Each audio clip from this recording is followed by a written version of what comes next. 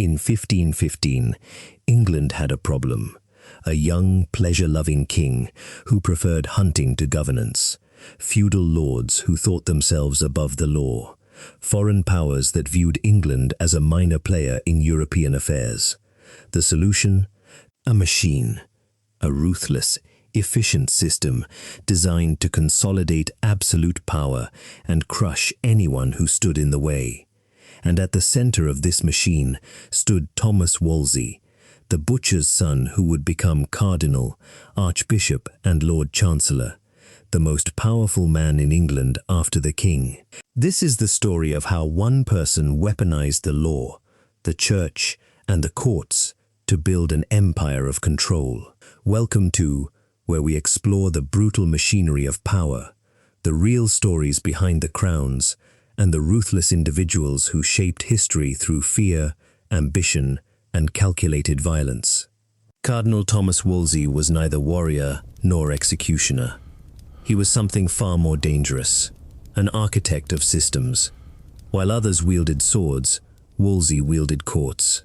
The Star Chamber became his weapon, the ecclesiastical hierarchy his fortress, and the treasury his ammunition. For 15 years, he controlled virtually every aspect of English government, accumulating wealth that rivaled the king's own, building palaces that outshone royal residences, and crushing anyone who dared challenge his authority. But Wolsey's story matters because it reveals a fundamental truth about power. The most effective tyrants don't personally swing the axe.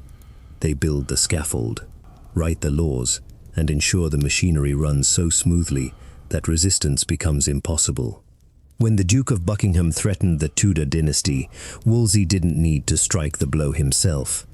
He orchestrated a trial so meticulously rigged that the verdict was never in doubt. When Lutheran heresy threatened Catholic authority, Wolsey didn't burn heretics in the streets. He burned their books in public spectacles that sent the message just as clearly.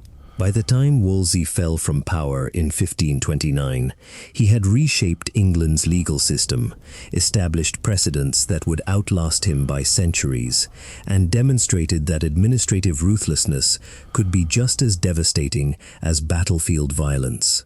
His legacy is written not in battle victories, but in court records, legal innovations, and the ruins of those who underestimated the power of institutional control.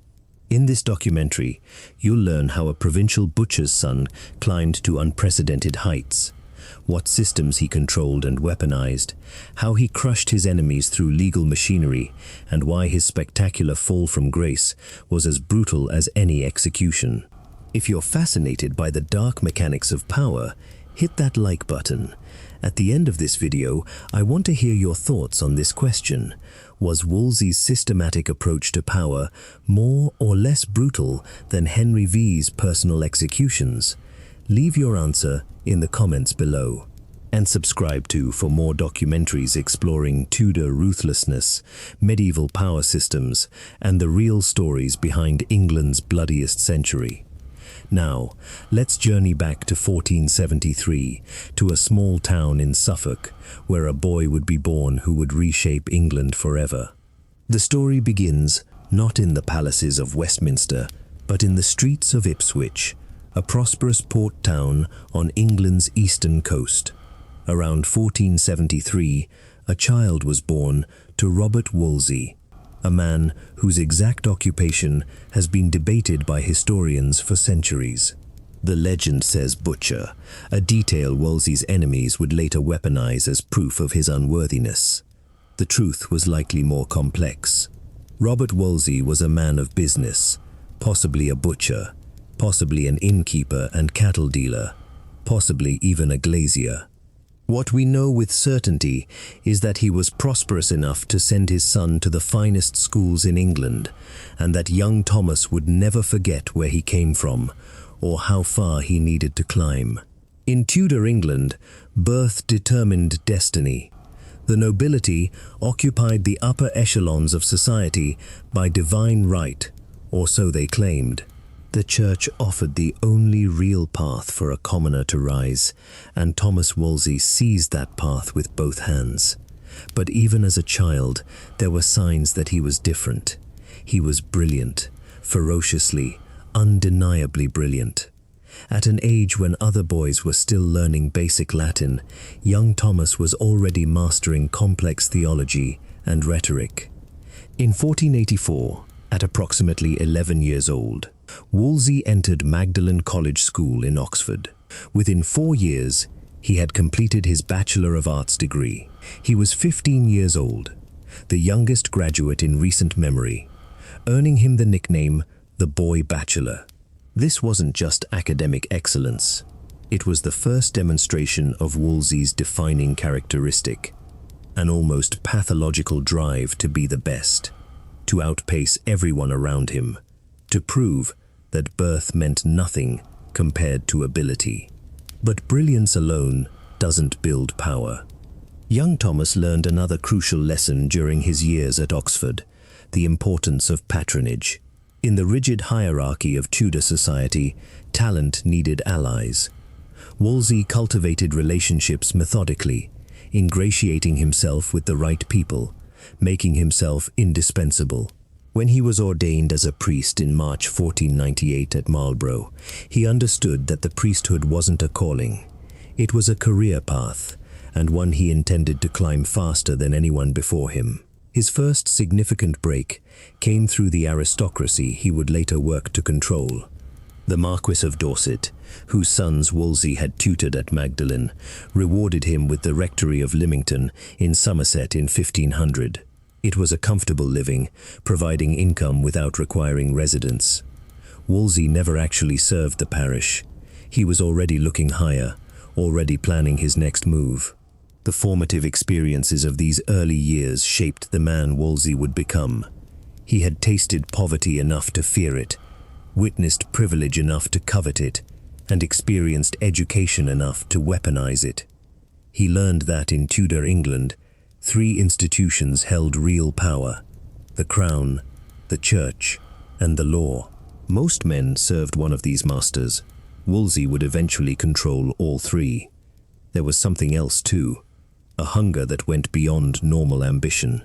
Those who knew the young Wolsey described him as obsessively hard-working, capable of focusing on administrative details for hours that would break other men. He had an extraordinary memory, able to recall conversations verbatim, contracts in their entirety, legal precedents from decades past. These weren't just talents, they were weapons he would later deploy with devastating precision. In 1501, Wolsey became chaplain to Henry Dean, Archbishop of Canterbury, England's highest-ranking churchman. It was here that he received his first real education in power. Not theological power, but institutional control. He watched how the church hierarchy functioned, how ecclesiastical courts could be used to enforce compliance, how appointments could reward loyalty and punish dissent. When Dean died in 1503, Wolsey had absorbed lessons that most bishops never learned. His next patron was Sir Richard Nanfan, Deputy Lieutenant of Calais, one of England's most important military posts. Nanfan introduced Wolsey to the machinery of royal administration and, crucially, to King Henry VII himself. The old king, paranoid and calculating after years of fighting to maintain his throne, recognized a kindred spirit in the young chaplain. Here was someone who understood that power wasn't about glory or honor. It was about control, administration, and the patient accumulation of advantage. When Nanfan died in 1507, he did Wolsey one final service. He recommended him directly to the king. By this time, Henry VII was aging, increasingly suspicious of his nobles, looking for administrators he could trust, men who had no independent power base, no ancient family to fall back on, men who owed everything to royal favor and would therefore remain loyal. Wolsey fit perfectly. In April 1509, Henry VII died. His 18-year-old son became Henry III, and Thomas Wolsey stood at the threshold of power. the boy bachelor from Ipswich was about to become the architect of England's most efficient system of control, a machine that would crush dukes and heretics, revolutionize English law, and terrify even those who built it. The young Henry V, who took the throne in 1509, was nothing like his calculating father. Where Henry VII had been suspicious, meticulous, and deeply involved in governance, Henry V was athletic, charismatic, and bored by paperwork. He wanted to be a Renaissance prince, hunting, jousting, making war, writing music, and basking in the glory of kingship, without the tedium of actually ruling. This presented both a problem and an opportunity. The problem was that England needed governance. The opportunity was that whoever could provide that governance while letting Henry enjoy his pleasures would wield unprecedented power. Thomas Wolsey saw the opportunity immediately. In November 1509, the new king appointed Wolsey as royal almoner, responsible for distributing charity on the king's behalf. It seemed a minor position, but Wolsey transformed it into something far more significant. He made himself indispensable. When Henry wanted to plan a masque, Wolsey organized it. When diplomatic correspondence needed attention, Wolsey handled it. When complex negotiations required someone who could work through the night, Wolsey volunteered. He positioned himself not as a minister demanding attention, but as a servant anticipating needs. The breakthrough came in 1512 to 1513. Henry was determined to wage war against France, fulfilling his vision of himself as a warrior king. Most of the king's council opposed the war as expensive and unnecessary. Wolsey supported it enthusiastically. More importantly, he made it happen. While nobles complained about logistics, Wolsey organized the supply chains. While others worried about costs, Wolsey found the money.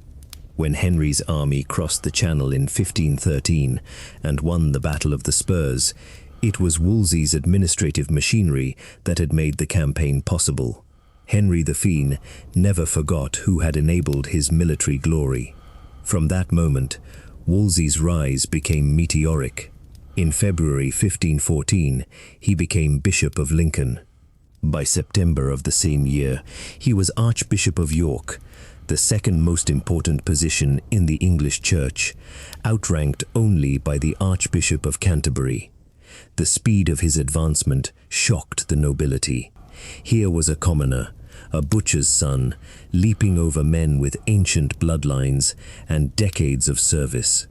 The resentment was immediate and would never fully dissipate. But Wolsey wasn't finished climbing.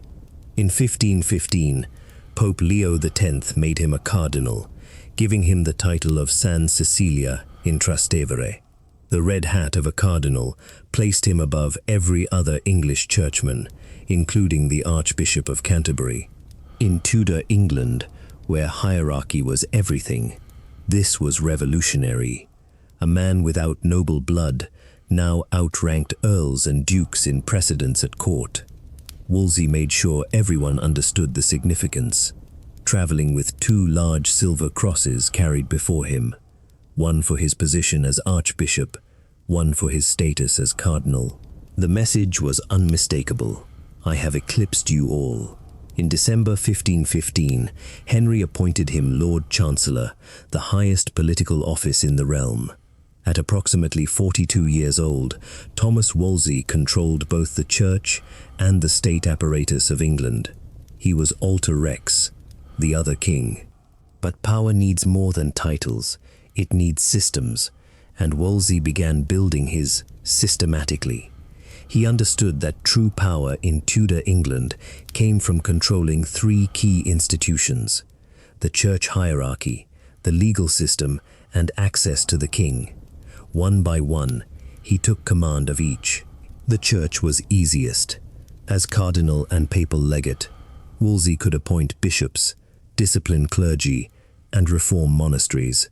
In 1518, Pope Leo X appointed him legate a latere, a representative of the Pope himself with extraordinary powers. Most legates received this authority temporarily, for specific purposes. In 1524, Wolsey's legatine powers were made permanent for life. He was now effectively Pope in England, subordinate only to Rome and, in practice, to no one. The legal system required more finesse.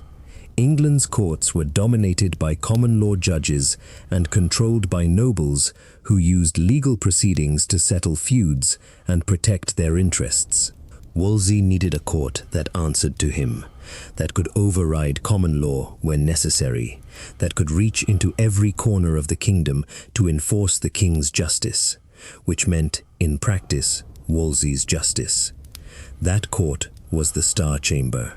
The Star Chamber had existed since Henry VII's reign, but Wolsey transformed it from an occasional royal court into England's most powerful legal instrument. Named for the gold stars painted on its ceiling in Westminster Palace, the chamber sat without juries.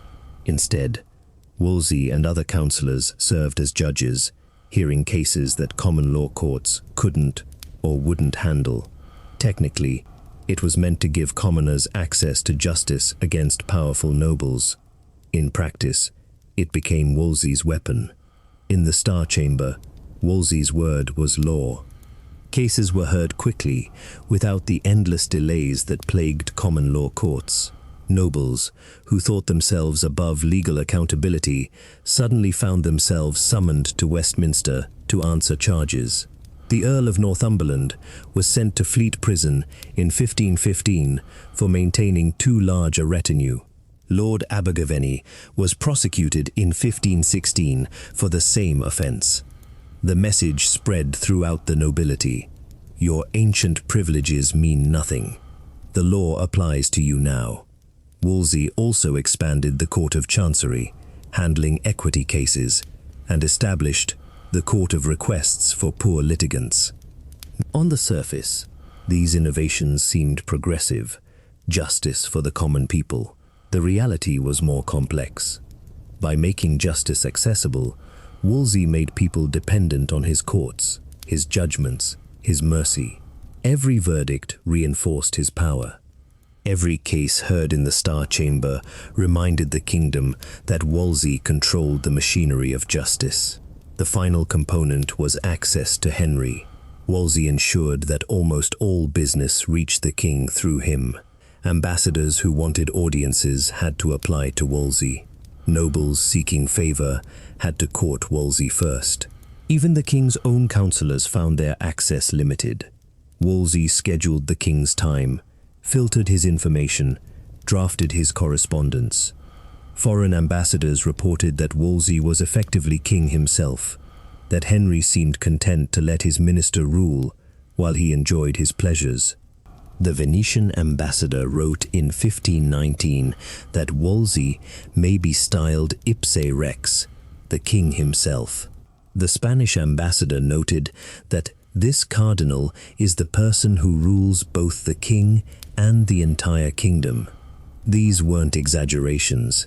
They were observations of reality. During these years of ascent, Wolsey also began accumulating wealth on a scale that shocked even the jaded Tudor court.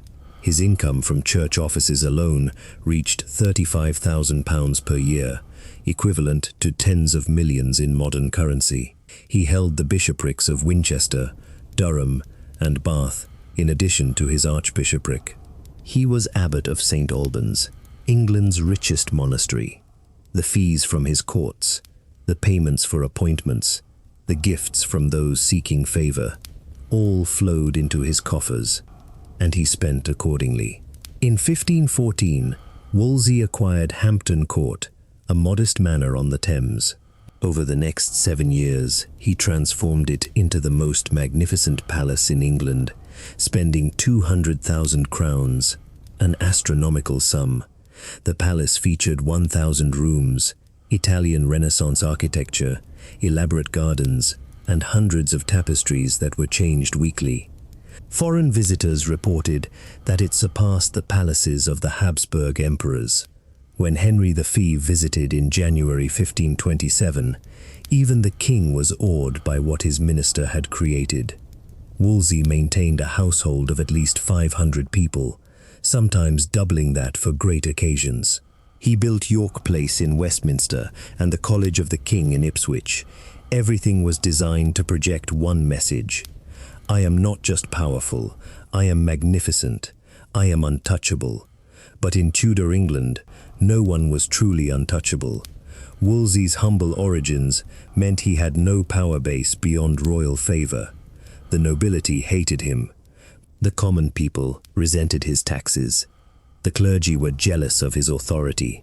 And most dangerous of all, his position depended entirely on the pleasure of one man, a king who was proving increasingly unpredictable, increasingly focused on his own desires, increasingly willing to sacrifice anyone who failed him. The machine Wolsey built was magnificent in its efficiency and terrifying in its reach. But machines have no loyalty, and when the man who built it could no longer serve the king's purposes, that same machine would be turned against him. By 1520, Thomas Wolsey had constructed the most sophisticated apparatus of control England had ever seen. It wasn't built on military might or noble alliances. It was built on paperwork, precedence, and procedure. While other powerful men relied on personal armies or family connections, Wolsey weaponized bureaucracy, and his primary weapon was the Court of Star Chamber.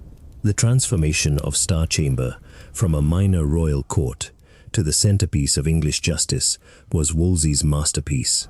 Under his guidance, the court heard thousands of cases each year. Wolsey personally presided over many sessions, sitting beneath a canopy, his cardinal's hat prominently displayed. The proceedings were designed as theater, public demonstrations that even the mightiest lords could be brought low. The cases themselves reveal how Wolsey used the court as a tool of social control.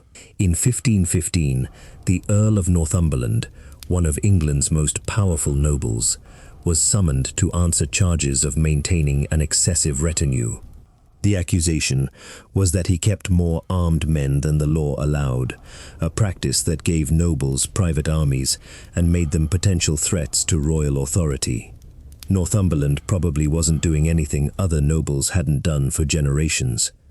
But Wolsey wanted to send a message. The Earl was found guilty and sent to Fleet Prison. In 1516, Lord Abergavenny faced similar charges. Again, conviction. Again, a demonstration that the old ways, noble privilege, private justice, feudal power, were over. Wolsey was establishing a new principle. The king's law applied to everyone, and the king's justice would be administered through Wolsey's courts.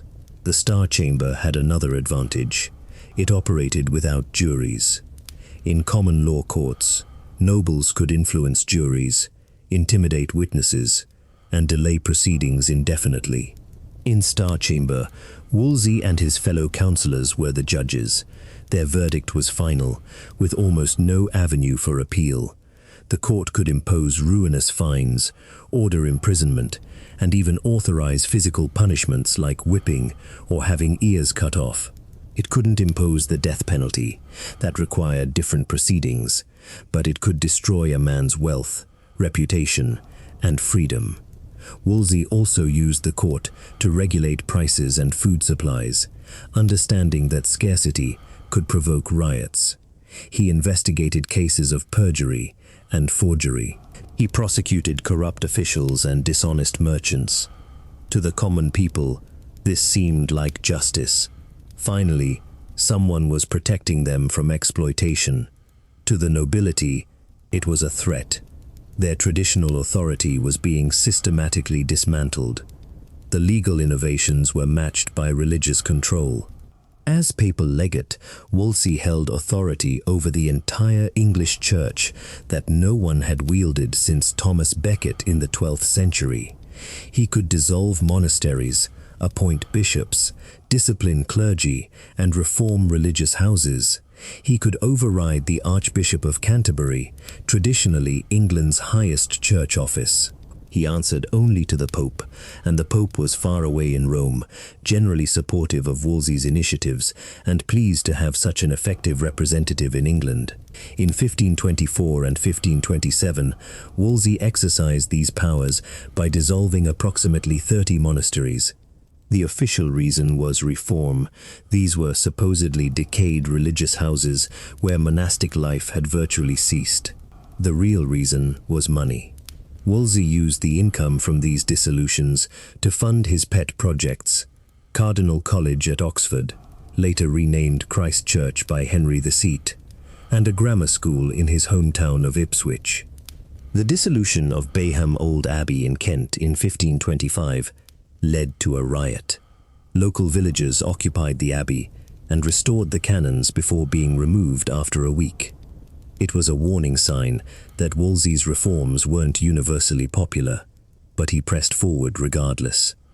In his mind, these monasteries were resources to be reallocated to more productive purposes. The monks and local communities who depended on them were obstacles to be overcome. But Wolsey's most significant religious action came in 1521, when Lutheran writings began appearing in England. Martin Luther's challenge to Catholic doctrine, his attacks on indulgences, his emphasis on scripture over church tradition, his questioning of papal authority, represented an existential threat to everything Wolsey had built. His power came from the church hierarchy.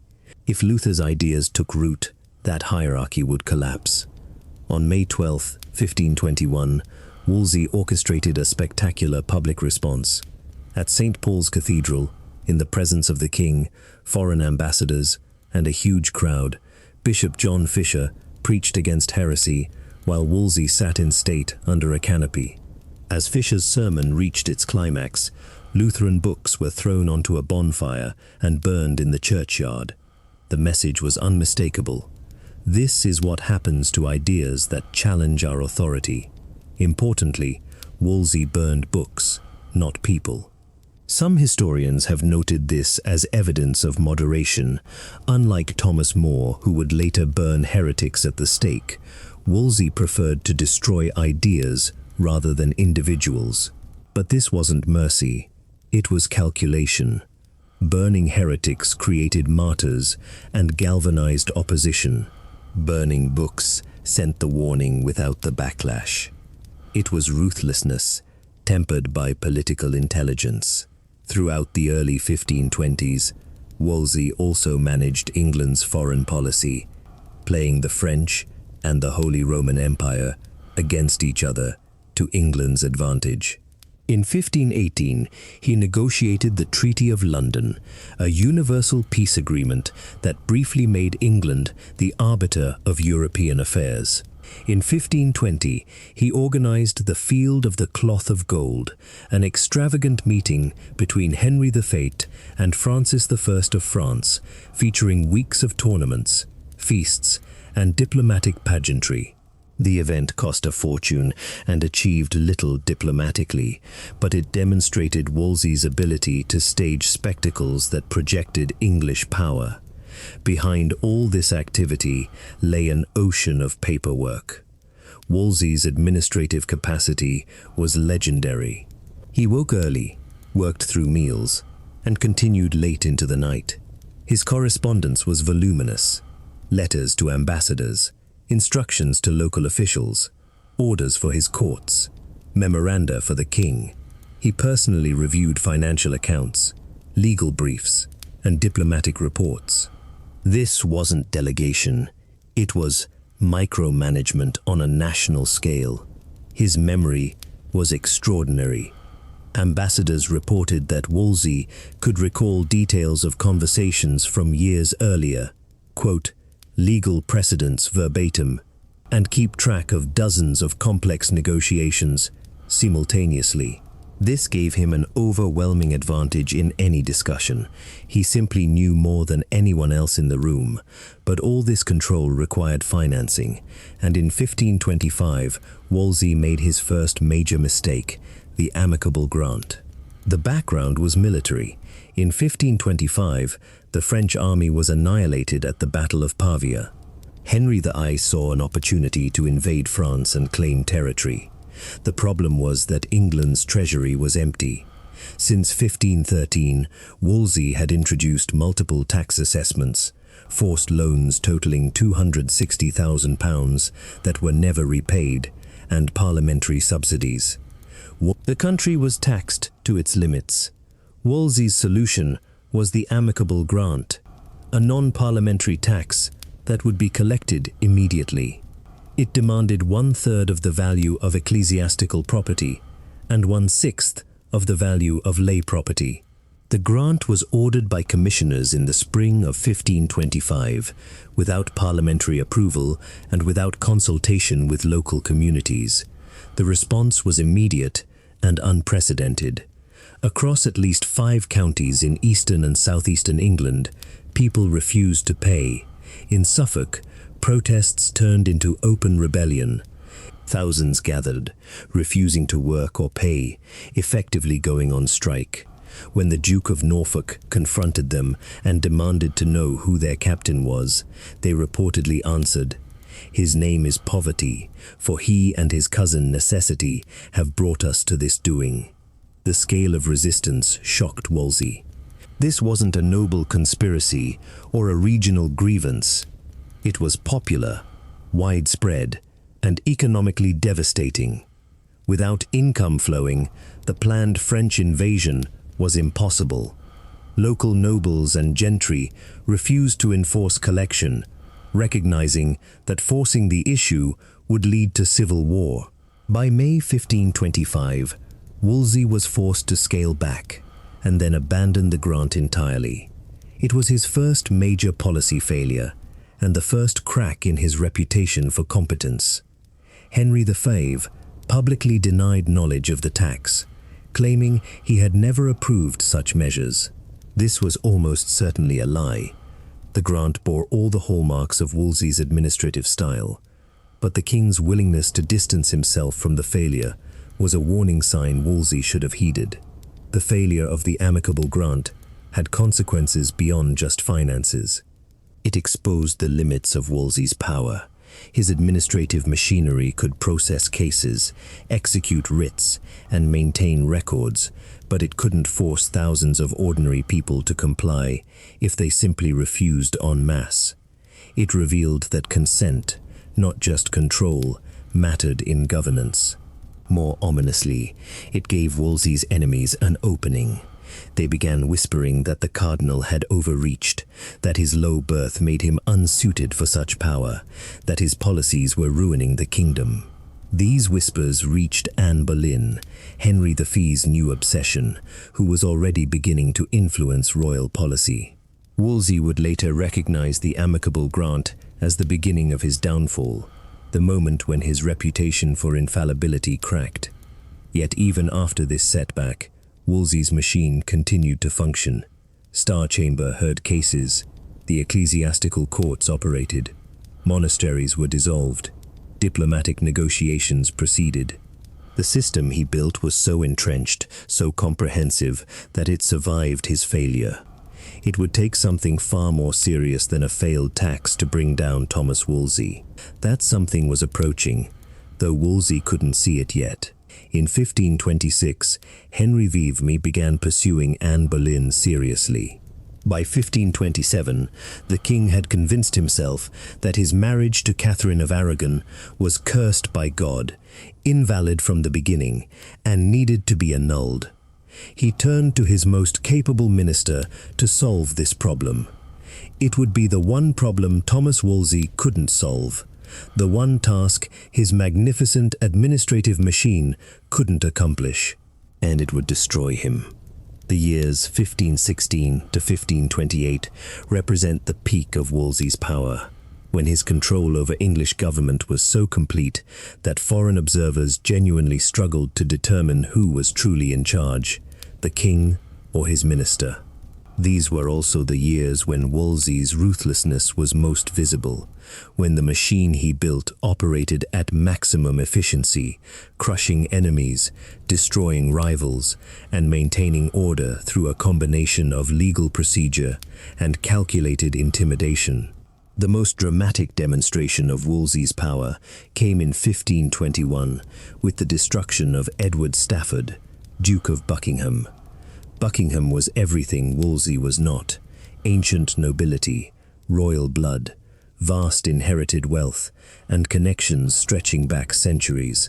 He was descended from Edward III and had, by some calculations, a better claim to the English throne than the Tudors themselves, whose claim came through Henry VII's mother from John of Gaunt's legitimized bastard line. More importantly, Buckingham hated Wolsey. He made no secret of his contempt for the butcher's son, who had risen to such heights.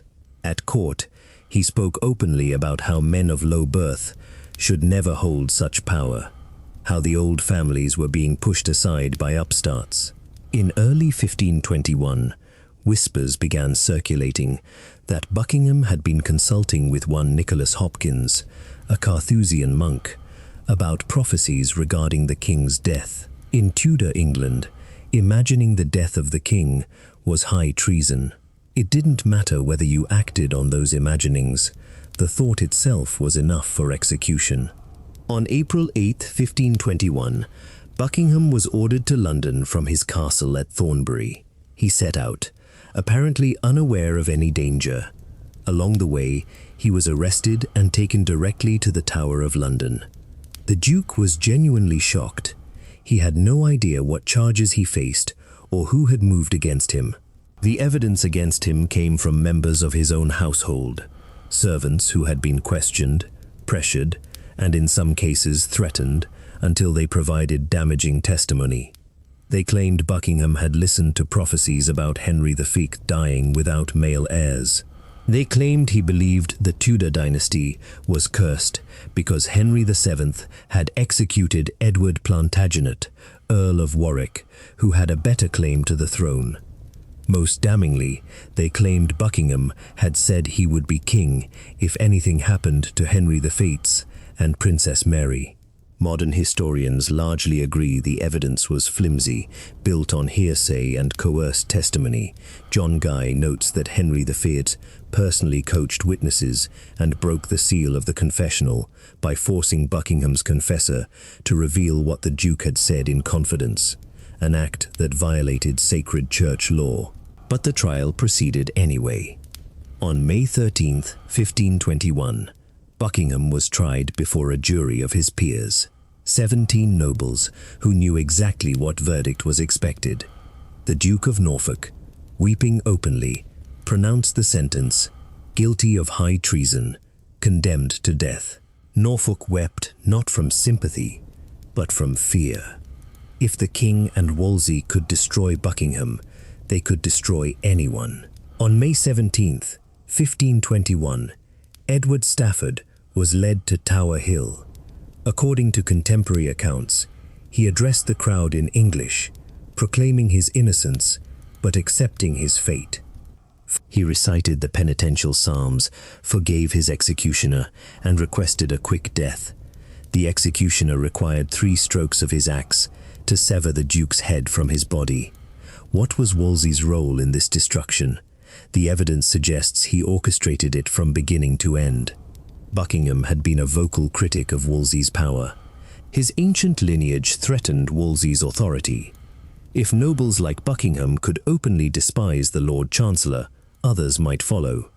More practically, Buckingham's claims to the throne made Henry the Vicar nervous, and Wolsey recognized an opportunity to eliminate both a personal enemy and a potential threat to the dynasty. Some contemporaries reported that Wolsey privately urged Henry to find Buckingham guilty of some lesser offense, reasoning that the Duke would be humiliated and disgraced, but his allies wouldn't seek vengeance. If true, this was political calculation, not mercy. A living, disgraced Buckingham could be controlled. A dead Buckingham became a martyr, but Henry wanted the Duke's head, and Wolsey ensured the machinery delivered it. The execution sent shockwaves through the nobility. If Buckingham, royal blood, ancient title, enormous wealth, could be destroyed on dubious evidence, then no one was safe. The message was clear: Challenge the king or his minister, and you will die. The old noble families fell silent after 1521. They might hate Wolsey, but they feared the scaffold more. Buckingham's execution also revealed how Wolsey's system worked. He didn't need to personally order investigations or interrogations. The machinery did that automatically. Informants reported suspicious conversations. Officials questioned witnesses. Star Chamber prepared charges. Prosecutors presented evidence. A trial was held. A verdict was delivered. An execution was carried out. Each step was procedurally correct, legally defensible, and utterly ruthless. The beauty of the system was that Wolsey could maintain distance. He was simply ensuring the law was followed, while everyone understood exactly who had orchestrated the outcome. Throughout the 1520s, Wolsey used similar tactics against lesser enemies. In 1527, he prosecuted Henry V's close friend William Compton and the king's former mistress Anne Stafford, Countess of Huntingdon, for adultery. The case was unsuccessful. Compton had too much royal favor to be destroyed, but it demonstrated Wolsey's willingness to target even the king's friends if they threatened his interests. The Countess, after all, was Buckingham's sister. The prosecution was a reminder to the Stafford family that Wolsey hadn't forgotten their opposition. Wolsey's treatment of Charles Brandon, Duke of Suffolk, showed a different approach. When Brandon secretly married Henry V's sister Mary Tudor in 1515 without the king's permission, an act that could easily have been prosecuted as treason, Wolsey advised Henry to forgive them. Why? Because Brandon was already Wolsey's ally and kinsman, and having the king's brother-in-law as a political ally was valuable. The lesson was clear. Loyalty to Wolsey meant protection. Opposition meant destruction. Meanwhile, the Star Chamber continued grinding through cases. Between 1515 and 1529, thousands of cases were heard. Many involved legitimate grievances, tenant disputes, contractual disagreements, questions of inheritance. But mixed among these were cases that served Wolsey's political purposes. A noble who had spoken against the cardinal would find himself defending against charges in Star Chamber. A bishop who resisted Wolsey's reforms would discover a complaint had been filed about his administration. The court dispensed both justice and intimidation, and it was often impossible to separate the two. Wolsey's financial demands also grew more aggressive throughout the 1520s. The forced loans of 1522-1523 extracted £260,000 from the clergy and laity, money that was never repaid despite promises. In 1523, Wolsey demanded £800,000 from Parliament for foreign wars, an astronomical sum that Parliament reluctantly granted in installments. Then came the amicable grant in 1525. While that failed, Wolsey continued finding ways to extract revenue, fees in his courts, payments for ecclesiastical appointments, gifts from those seeking favor. His lifestyle became increasingly extravagant. By the mid-1520s, Hampton Court Palace was complete, a Renaissance masterpiece that European visitors compared favorably to any palace on the continent. The palace featured 1,000 rooms, 280 silk beds for guests, kitchens that could serve 600 people, elaborate gardens with fountains and mazes, and a long gallery displaying Wolsey's collection of tapestries. These tapestries were changed weekly, a casual display of wealth that shocked even wealthy nobles. Wolsey's daily routine projected power at every opportunity. When he traveled to Westminster for Star Chamber sessions, he processed in state with hundreds of retainers, 2 large silver crosses borne before him, his cardinal's hat prominent, mounted on a mule, following Italian cardinal customs. Anyone wanting to speak with him had to approach through layers of officials and guards. Audiences were granted or denied based on complex calculations of usefulness and loyalty. His court rivaled the king's. Wolsey maintained a household of at least 500 people: chaplains, secretaries, lawyers, guards, servants, entertainers. Foreign ambassadors often found Wolsey's palace more impressive than the king's residences. When they sought audiences with Henry the Fine, they first had to gain Wolsey's approval. When they negotiated treaties, they negotiated with Wolsey. The Venetian ambassador wrote that the cardinal was 7 times more powerful than the Pope himself. All this magnificence had a purpose: to project invincibility, to demonstrate that Wolsey was untouchable, that opposing him was futile, and for more than a decade it worked. The nobility complained in private, but obeyed in public. The common people resented his taxes, but paid them. The clergy chafed under his authority, but submitted. Wolsey's machine had achieved what few rulers in English history managed: near absolute control through institutional power rather than military force. But there were vulnerabilities that Wolsey either didn't see or thought he could manage. His power depended entirely on Henry VIII's favor. He had no independent power base, no great noble family, no private army, no loyal region that would support him if the king turned against him. Everything he had built could be dismantled as quickly as it had been constructed if Henry decided Wolsey was no longer useful. Moreover, Wolsey was aging. By 1527, he was in his mid-50s, suffering from various ailments including dropsy. His legendary capacity for work was beginning to decline. He was increasingly reliant on subordinates, including a young, brilliant lawyer named Thomas Cromwell, who was learning exactly how Wolsey's system worked. Most dangerously, Wolsey had made enemies of almost everyone. The old nobility hated his policies and his low birth. The commons resented his taxes. The merchants opposed his price controls. The clergy envied his power, and an ambitious young woman named Anne Boleyn was beginning to whisper in the king's ear that the cardinal couldn't be trusted, that he was too powerful, that he needed to be brought down.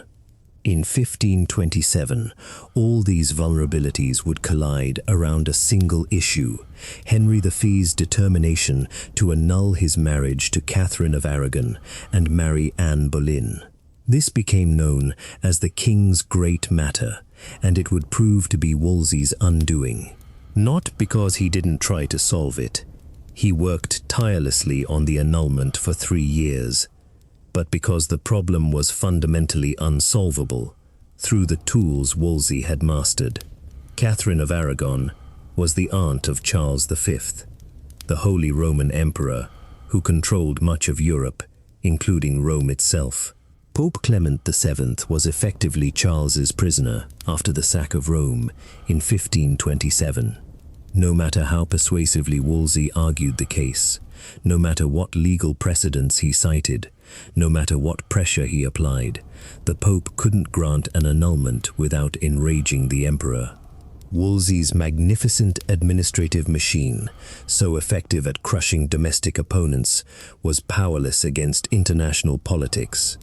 In 1528, Wolsey traveled to France to persuade King Francis I to intercede with the Pope. He failed.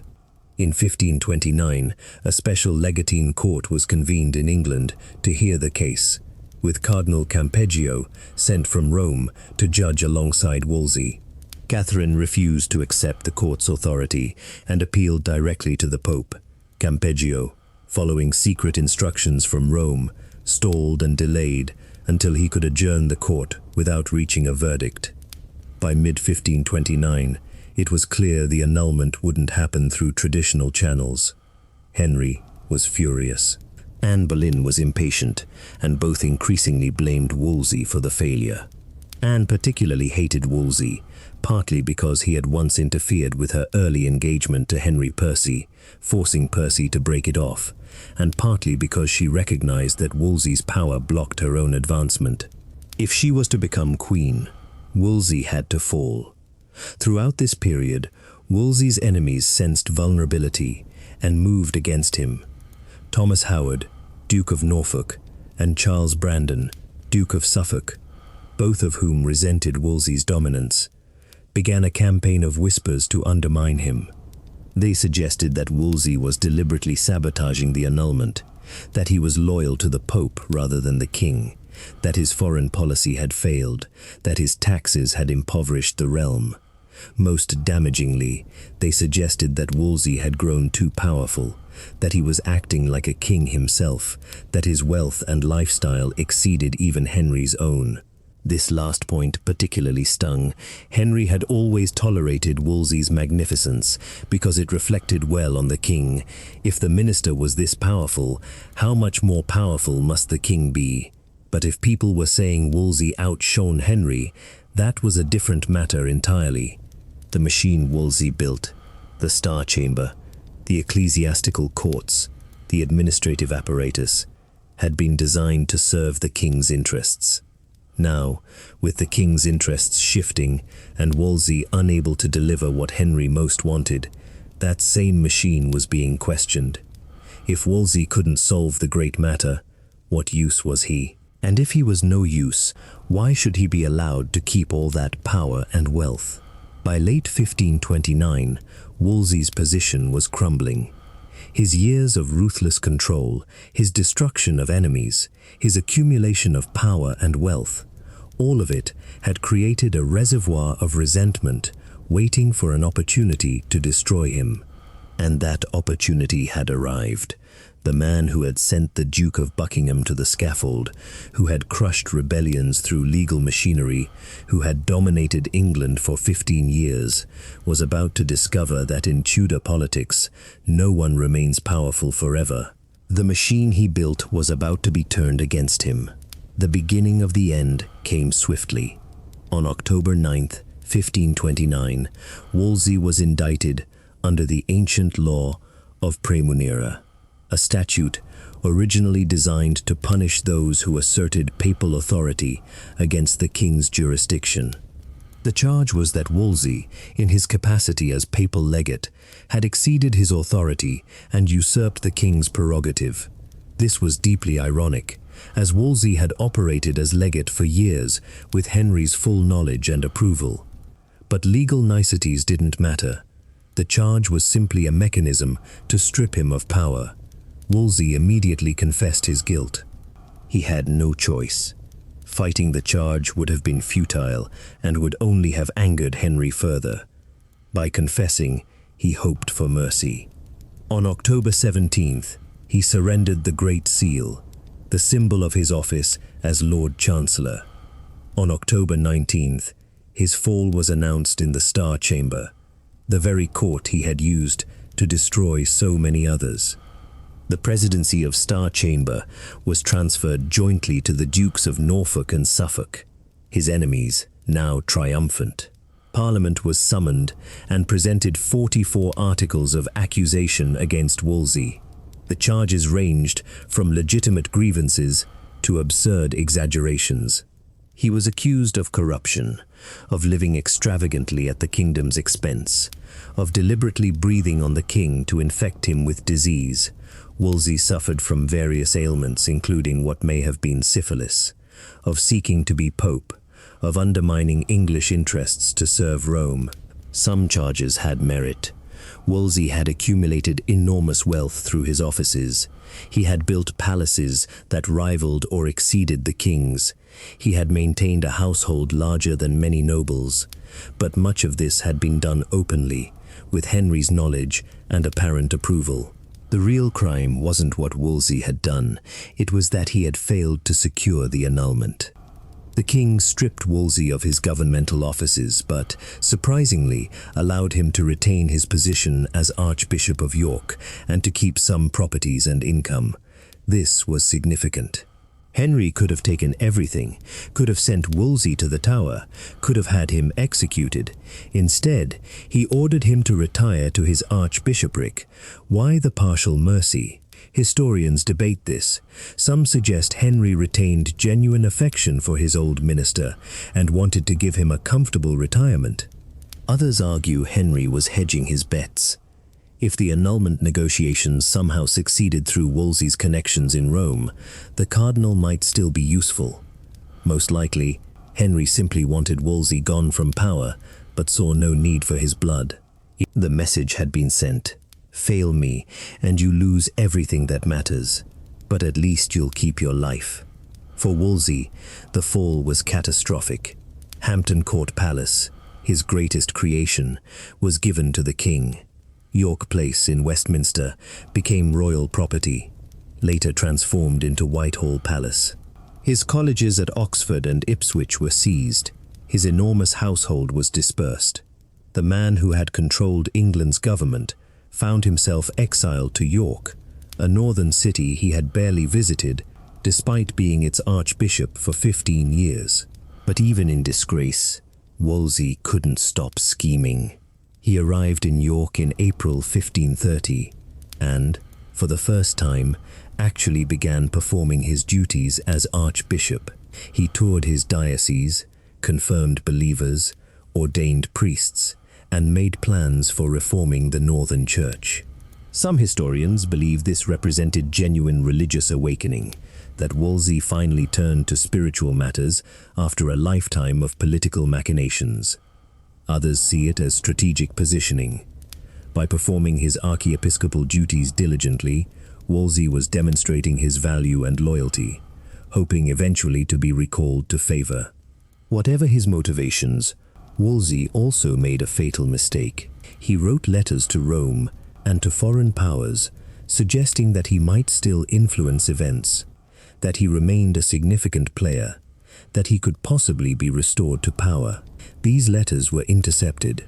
When their contents reached Henry VI and Anne Boleyn, they were seen as evidence of treason. Wolsey was allegedly conspiring with foreign powers against the king. The letters also contained criticisms of Anne Boleyn and suggestions that she shouldn't become queen. Anne was already suspicious of Wolsey, believing he had deliberately sabotaged the annulment proceedings to keep her from the throne. These letters confirmed her worst suspicions. She demanded Wolsey's arrest. Additionally, there were claims, possibly fabricated by Anne's allies, that Wolsey had urged the Pope to excommunicate Henry VIII and had plotted to seize the English throne himself. These accusations were absurd. Wolsey, a cardinal and papal legate, could never become king. But in the paranoid atmosphere of late 1530, absurdity didn't matter. What mattered was that Anne Boleyn wanted Wolsey destroyed, and Henry was increasingly willing to give Anne whatever she wanted. On November 4th, 1530, Henry Percy, Earl of Northumberland, the same Percy whose engagement to Anne Boleyn Wolsey had once broken, was sent north to arrest the cardinal on charges of high treason. The irony was exquisite. The man whose romance Wolsey had destroyed was now authorized to destroy Wolsey. Percy arrested Wolsey at Carwood, near York. Contemporary accounts suggest Wolsey expected this, that he wasn't surprised when Percy arrived with guards. The cardinal was ordered to travel south to London to stand trial for treason, a trial whose outcome would certainly be execution. After more than 40 years of climbing the ladder of power, Thomas Wolsey was being sent to the same Tower of London where he had sent the Duke of Buckingham, there to await the same fate, a trial before a hand-picked jury, a predetermined verdict of guilty, and an executioner's blade. But Wolsey never reached London. The journey south was slow, as Wolsey was seriously ill. He suffered from dropsy, edema, dysentery, and probably other ailments related to his age and decades of stress. By the time the party reached Leicester Abbey on November 26th, Wolsey could barely sit on his horse. He collapsed upon arrival. For 3 days, Wolsey lay dying in the abbey. Sir William Kingston, the constable of the Tower who had been sent to escort him to London, stayed by his bedside. According to contemporary accounts, particularly the biography written by Wolsey's gentleman usher George Cavendish, the dying cardinal expressed regret for how he had lived. His most famous last words, reported by Cavendish, were, "If I had served God as diligently as I have done the king, he would not have given me over in my grey hairs." On November 29, 1530, Thomas Wolsey died at Leicester Abbey. He was buried there the next day, in a simple ceremony far removed from the magnificence he had known in life. There was none of the elaborate funeral that would normally attend a cardinal and former Lord Chancellor. His body was placed in a tomb originally intended for someone else, in a religious house that would itself be dissolved during Henry V's later Reformation. Some contemporary reports suggested Wolsey committed suicide by poison to avoid the humiliation of trial and execution.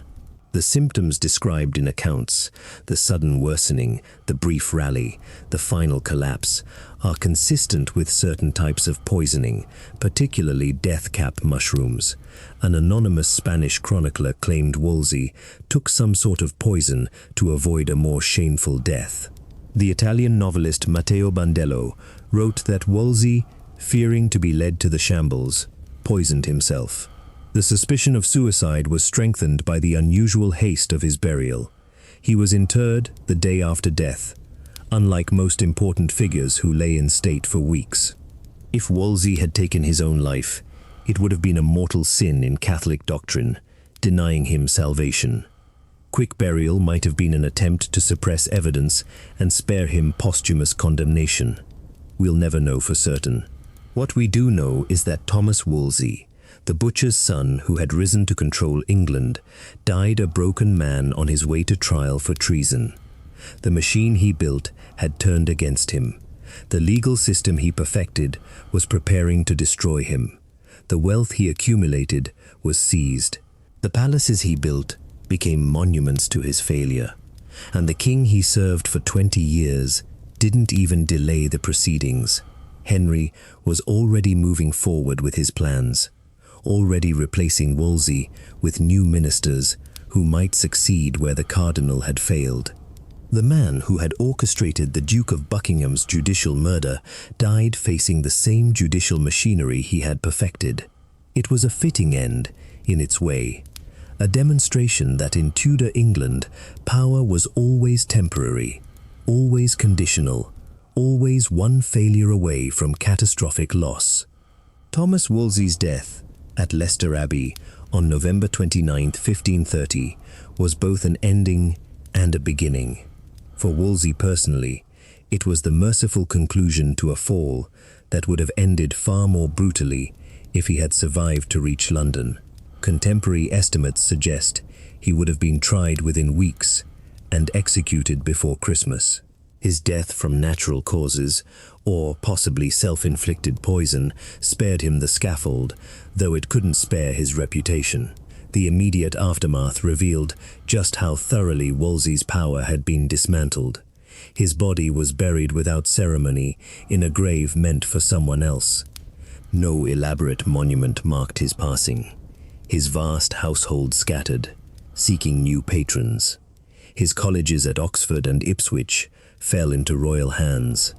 Henry V eventually refounded the Oxford College as Christ Church, one of the university's grandest establishments, but erased Wolsey's name from its foundation. The Ipswich School simply dissolved. Hampton Court Palace, Wolsey's magnificent creation, became one of Henry V's favorite residences. The king immediately began expanding it, adding the Great Hall, the astronomical clock, and vast kitchens. He brought all his 6 wives there. It became the center of Tudor court life, a symbol of royal power, with Wolsey's contributions carefully obscured or attributed to Henry instead. York Place in Westminster became Whitehall Palace, eventually the primary residence of English monarchs. Here too, Wolsey's role as creator was downplayed. The narrative that emerged was simple.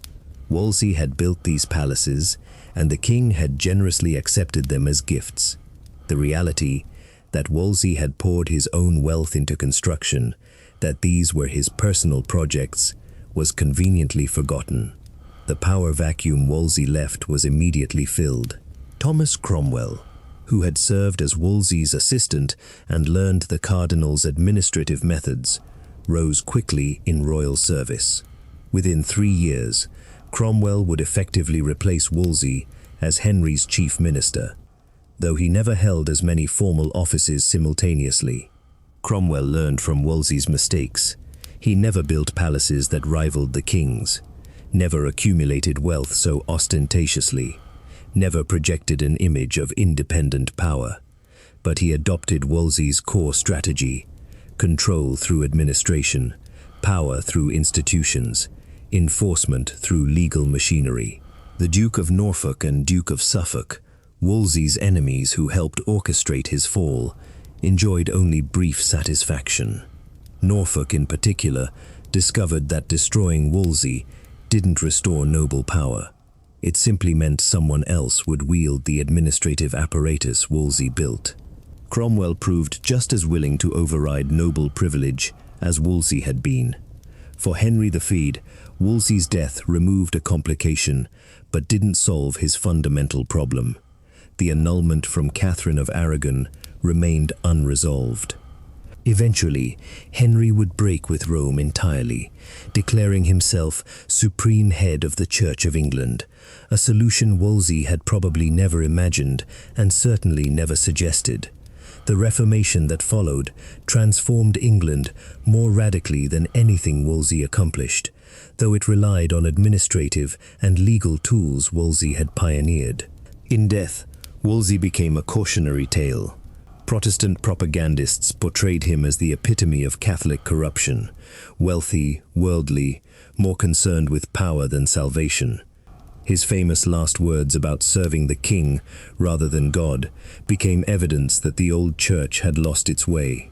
Catholic writers defended him as a faithful servant of Rome who fell victim to Henry VIII's tyranny. Both narratives simplified a far more complex figure. The truth was that Wolsey had been neither villain nor martyr, but something more interesting: a revolutionary administrator who transformed how England was governed. He demonstrated that power didn't require noble birth or military prowess. It could be built through competence, organization, and control of institutional machinery.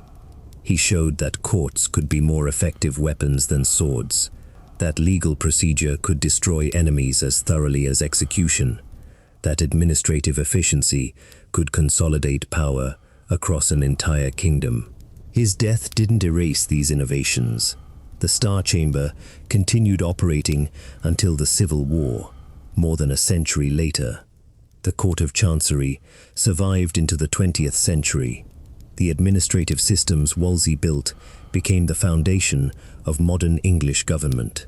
His legacy wasn't in the palaces he built or the wealth he accumulated. It was in the precedents he established, the institutions he strengthened, and the demonstration that bureaucracy could be a form of absolute power. Thomas Wolsey died in disgrace, unmourned by most of England. But the England he died in was fundamentally different from the England he entered when he became Henry VI's almoner in 1509. And that transformation was largely his work. Cardinal Thomas Wolsey's legacy is written not in blood, but in paperwork, not in battlefield victories, but in court precedents, not in dynasties, but in institutions. While Henry V's reign is remembered for 6 wives and violent religious upheaval, Wolsey's 15 years of effective rule established systems that would shape English governance for centuries. The Star Chamber survived Wolsey by more than a century. Under Elizabeth I and the early Stuart kings, it became increasingly powerful and increasingly controversial. The court's ability to operate without juries, to punish morally reprehensible behavior even when not technically illegal, and to impose ruinous penalties made it both effective and terrifying. During the reign of Charles I, it became a symbol of royal tyranny, used to suppress Puritan dissent and punish political opponents. When the English Civil War erupted, one of Parliament's first acts was to abolish the Star Chamber in 1641. But for more than a century, Wolsey's creation had been the most powerful court in England. The institutional legacy extended beyond Star Chamber. The Court of Chancery, which Wolsey expanded, became England's primary equity court, providing relief when common law courts couldn't. It continued operating until 1873, more than 3 centuries after Wolsey's death. The Court of Requests, which Wolsey established to give poor litigants access to justice, operated until the Civil War. These weren't just administrative details. They represented a fundamental shift in how justice was administered, making the Crown's courts accessible to people beyond the aristocracy. Wolsey's approach to ecclesiastical authority also had lasting consequences, though not in the way he intended. By accumulating unprecedented power as papal legate, by dissolving monasteries, by demonstrating that the English Church could be controlled and reformed by one strong administrator, Wolsey inadvertently laid the groundwork for Henry IV's break with Rome. When Henry declared himself supreme head of the Church of England in 1534, he was essentially claiming the same kind of authority Wolsey had wielded as legate, but without needing papal approval. Thomas Cromwell, implementing the dissolution of the monasteries in 1536 to 1540, used legal and administrative tactics Wolsey had pioneered. The architectural legacy was more immediately visible. Hampton Court Palace became the template for English Renaissance architecture. Wolsey's introduction of Italian classical ornamentation, his emphasis on symmetry and grandeur, his use of brick construction, all influenced subsequent royal building projects. Henry V continued this style at Hampton Court and elsewhere. Later monarchs followed suit. The palace remains today one of England's most significant historical sites, attracting millions of visitors who marvel at Tudor architecture, largely created during Wolsey's tenure. Christ Church College at Oxford, originally Wolsey's Cardinal College, became one of the university's grandest and most prestigious colleges. Despite Henry V's takeover and renaming, the architectural vision was Wolsey's. The magnificent Tom Quad, the college's scale and ambition, these reflected Wolsey's belief that education should be housed in surroundings befitting its importance. 13 British prime ministers would later attend Christ Church, along with countless other influential figures. If Wolsey had built nothing else, this educational legacy alone would be significant. But perhaps Wolsey's most important legacy was the demonstration that administrative competence could be a path to power. In medieval England, power came from noble birth or military prowess. Wolsey showed that intelligence, organization, and control of governmental machinery could be equally effective. He wasn't the first commoner to rise high. Thomas Becket had been Lord Chancellor and Archbishop of Canterbury in the 12th century, but Wolsey's power was more comprehensive and longer-lasting than any previous non-noble administrator. This opened a path that others would follow. Thomas Cromwell, who learned from Wolsey, rose even higher. William Cecil, later Lord Burghley, would dominate Elizabeth I's government for decades, using similar administrative methods. In the centuries that followed, professional administrators increasingly displaced aristocratic amateurs in English government. The modern civil service, the bureaucratic state, the emphasis on competence over birth, all owe something to the precedent Wolsey established. However, his legacy also includes a darker lesson, that institutional power can be weaponized, that courts can serve political purposes, that justice and enforcement can be difficult to distinguish. The Star Chamber, initially created to provide impartial justice, became synonymous with tyranny. The administrative machinery Wolsey built to serve the crown could just as easily serve royal despotism.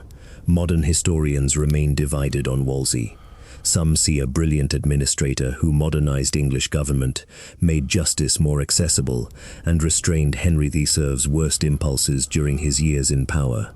Others see an ambitious, greedy, worldly churchman who accumulated power and wealth while failing at his primary religious duties, who used courts as weapons and precedent as ammunition, whose ruthless efficiency made England's government more effective, but also more oppressive. Both views contain truth. Wolsey was neither simply villain nor hero. He was a revolutionary figure who fundamentally changed how England was governed, for better and worse, and whose innovations outlived him by centuries. And so we conclude the story of Thomas Wolsey, the butcher's son who became cardinal, the provincial priest who built palaces rivaling any in Europe, the administrator who controlled England more completely than any non-king before or since.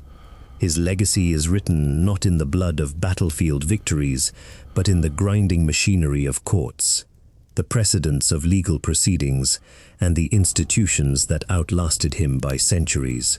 During his 15 years of power, Wolsey reshaped England fundamentally. He made the Star Chamber a weapon of social control that could humble the mightiest nobles. He dissolved monasteries with administrative efficiency a decade before Henry V made it policy. He built architectural masterpieces that still stand today. He demonstrated that power flowed not from noble blood, but from competence, organization, and ruthless control of governmental machinery. And he fell from those heights not because of any single crime, but because he couldn't solve one man's matrimonial problem, a failure that exposed the vulnerability at the heart of all his power. The question remains, was Thomas Wolsey a necessary modernizer who brought effective governance to early Tudor England? Or was he a power-hungry manipulator who weaponized justice, accumulated obscene wealth, and built a system of control that would later be used for tyranny? History offers no simple answer. What we know is that his ruthless administrative reign reshaped England forever, creating precedents and institutions that influenced governance for generations. Thank you for watching this documentary on Pei.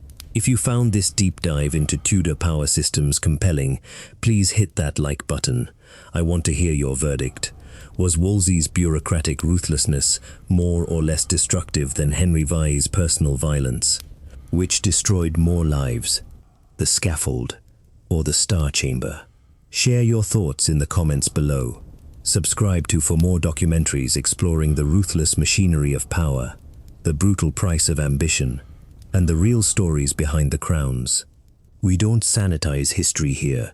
We examine how systems of control actually worked, how power was consolidated and wielded, and what we can learn from studying those who mastered the art of institutional ruthlessness. Thomas Wolsey's story reminds us that the most effective tyrants don't always personally wield the sword. Sometimes they build the courtroom, write the laws, and create systems so efficient that resistance becomes impossible. His meteoric rise from Ipswich to Westminster demonstrates that in Tudor England, talent and ambition could overcome birth, but only temporarily, and always at the king's pleasure. His catastrophic fall reveals that even the most carefully constructed power base built on royal favor crumbles the moment that favor is withdrawn. The past is written in power and precedent. Understanding figures like Wolsey helps us recognize that tyranny doesn't always wear a crown and swing an axe. Sometimes it sits at a desk, signs documents, and builds institutions that outlast empires. The machinery of control he created remained long after he died in disgrace, a testament to the enduring power of administrative ruthlessness.